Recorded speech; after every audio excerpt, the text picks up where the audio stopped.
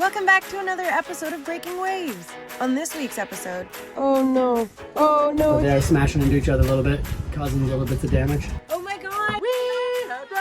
Yeah, I got in a float plane accident today and it was kind of crazy. Stay tuned, because this one's a doozy.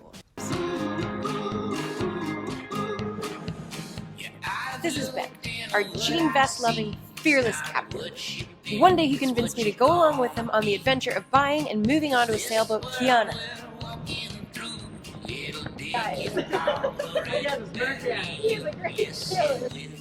And since then, we've had no regrets. I'm Allie, by the way, first mate and fishing enthusiast. And together, we've been exploring the Pacific Northwest, and one day we hope to take her home and our surfboards even further.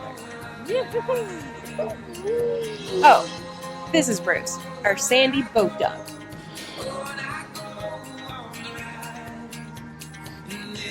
Thanks for coming along with us, and special thanks to our patrons for keeping us going. If you haven't already, hit subscribe and don't forget to hit that bell. Oh my god. I can't believe this is a thing right now.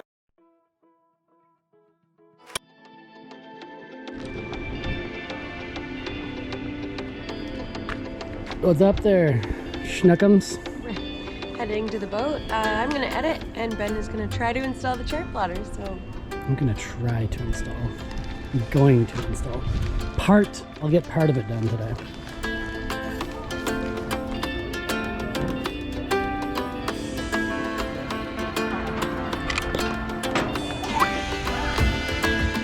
Pretty sweet having our own little spot here for the boat.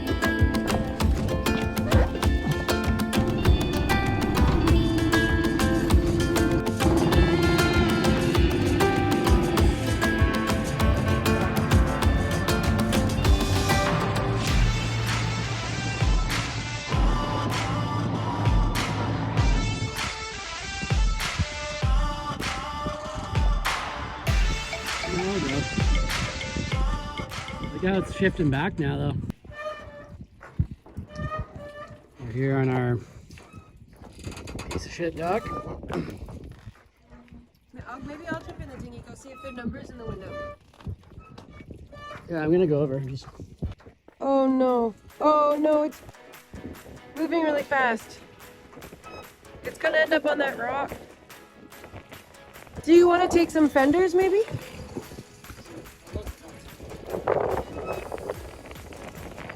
Oh no. Oh my god, I imagine if that was Kiana.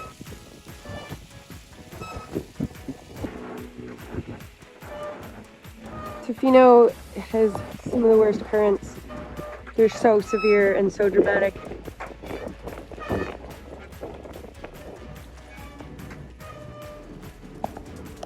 Is there a number?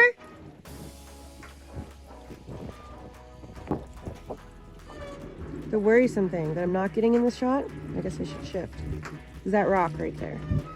Underwater, it extends a lot further too. That guy's probably right at the edge of it.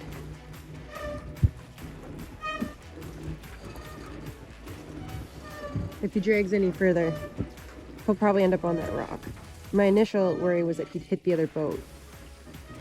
But now that he's past the boat, he'll probably smoke that rock.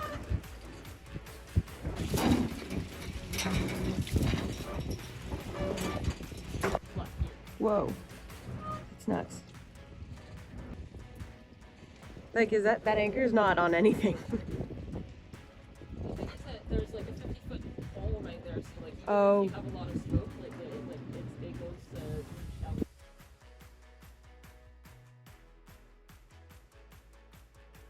Don't really know what to do. Put some fenders up on the one boat that's not well anchored, but they are smashing into each other a little bit, causing little bits of damage. Oh no. Patricia's there now. We're just trying to avoid getting the anchors crossed up, but it's really hard to do anything about it. So I just came back to grab the phone. I'm gonna look up, see if I can find the boat on Instagram, see if they have an Instagram account. What's the name of the boat? Heart's Ease and Gecko. I made a post on the Tofino bulletin board. Okay. I mean, the worst case scenario, like I can get the engine running on Heart's Ease. So if it started drifting into the rocks, I could stop that from happening. But in the meantime, we can't operate the windlass. There's no power to it. We don't know how to run it, and we can't get into the boat cabin because it's locked. So we're pretty much just playing musical chairs and trying to keep the boats from crashing into each other too much. But with how dramatic the tide changes are in Tofino, like the currents are just so strong here. And right in this channel, there's a bunch of rocks too, which create a lot of back eddies. Definitely not a place that you want to drag anchor. This is a lesson in absolutely making sure that your number is in your window and that your anchor is lots and lots of scope out. But at the same time, can't deny that view. Look at those mountains. this is Patricia. She's converting her boat to all electric. What's the name of your channel again? Sailing Oka. Sailing Oka. Yeah, she's got that beautiful, I've already showed you guys it, but beautiful green boat near ours.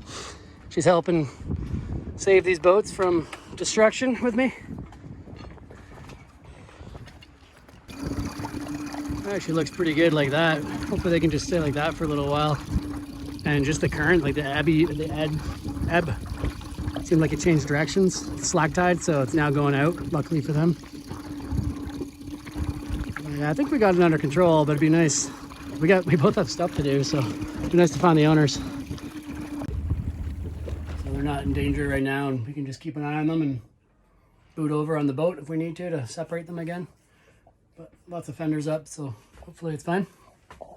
Get back to what I was doing. So the boat owners are back. They watch us. I let them know that we've been trying to take care of the boats for them, but they're just gonna go check it out now. Hopefully they don't find too much damage.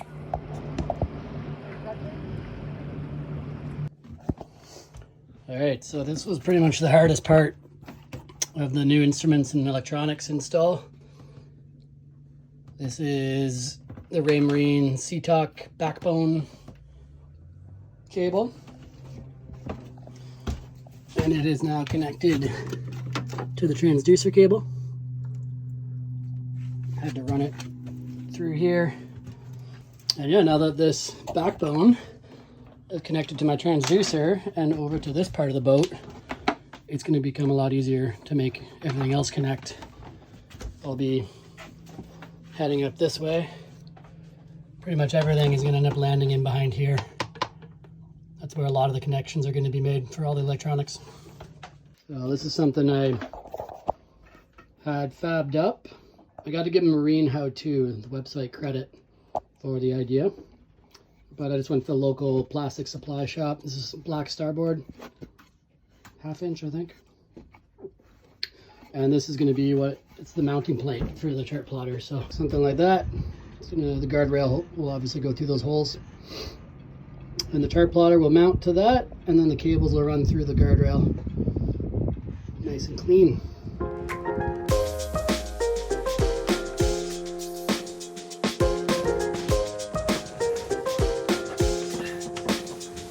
Ta-da! That took me about 3 minutes. Woohoo! Better than last time.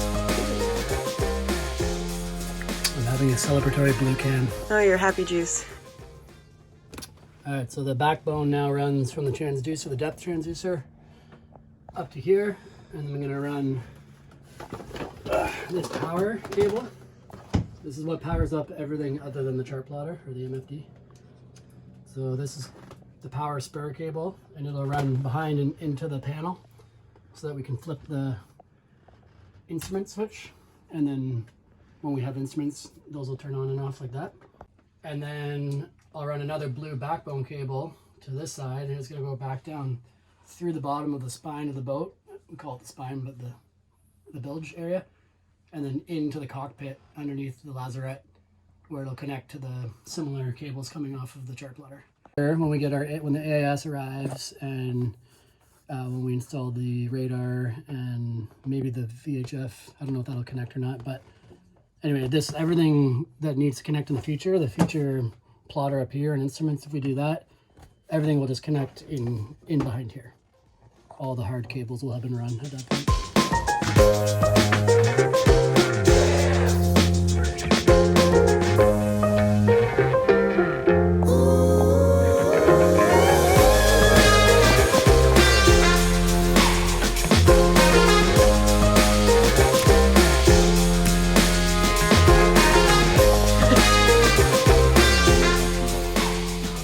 question is, will we have depth?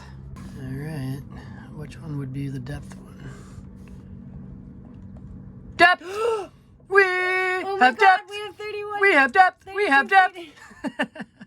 We have depth! Oh my god. We have depth! Anymore. We have depth! We have depth! We have depth! Maybe I won't run aground anymore. So after almost 2 years of cruising with no depth, Still don't have a depth sounder. It's just easier to do it this way. we finally had depth. Oh, God, that's so cool. Gotta get our Navionics chip in here for more detail, but we have depth. Looks like our sailing friends, no major damage. They separated their boats a bit. We Have depth. have a depth sounder, and we are closing up the boat, locking up the boat, heading home. The land of the pine. Heading down south to the land of the pine. We have to start our real jobs, our day jobs. The work week begins tomorrow. Oh. Back to work. So I just wanted to record this. I was in a plane accident today, believe it or not, like a float plane. What I do for work, I fly in float planes all the time, and we were taking off from Tofino and we're quickly approaching a sandbar. And what happened next, in my view, was that we didn't have enough room to take off properly. And so the pilot had to pull up sooner than he normally would. And then it felt like we came down because we were dramatically rising out of the water, whereas you normally kind of slowly come out of the water. And I've done a lot of float planes. And we came up pretty fast, and then we went down, I think, if I recall correctly, and then we flipped. And the next thing I kind of remember is being upside down. Yeah, this was like 4 or 5 hours ago now, and yeah, it's a screwed up thing, getting in a plane accident, you know, literally a plane crash is what just happened and through my mind. And then yeah, we crashed. I was upside down.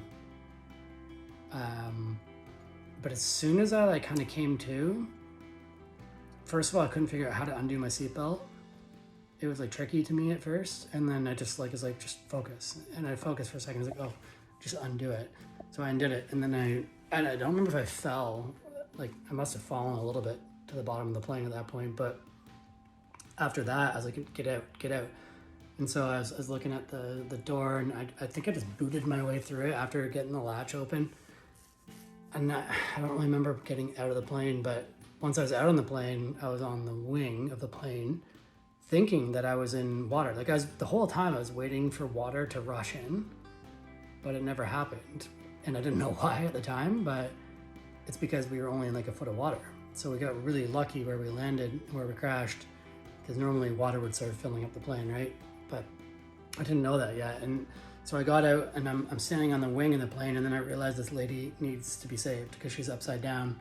She can't get out of her seatbelt, and her head is in 6 inches of water at this point, which is freaking scary.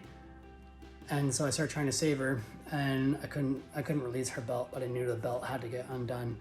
And I yelled at the pilot, said, "Give me a knife, give me a knife." And he came over to the Leatherman, and he had a knife, and he cut her out. And at this point, I sort of I think that's when I realized that we weren't in deep water.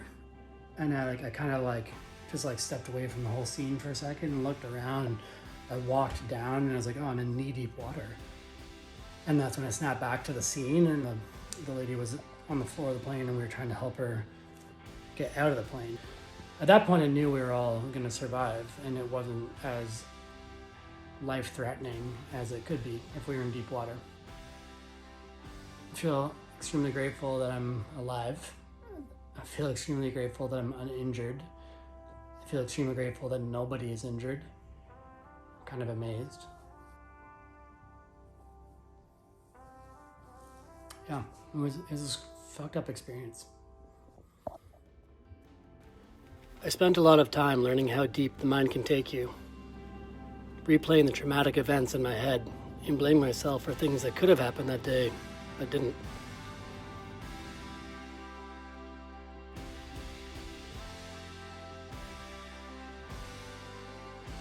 I also often reflect on how grateful I am for the community in Tofino. Within minutes, there were tour guide boats and native fishermen boats on the scene. When we arrived at First Street Dock, there was an army of first responders there, paramedics, policemen, firefighters, all waiting to attend to us. And as the double doors of the Tofino General Hospital slid open, it seemed like the entire Tofino Hospital staff were standing there ready to care for us.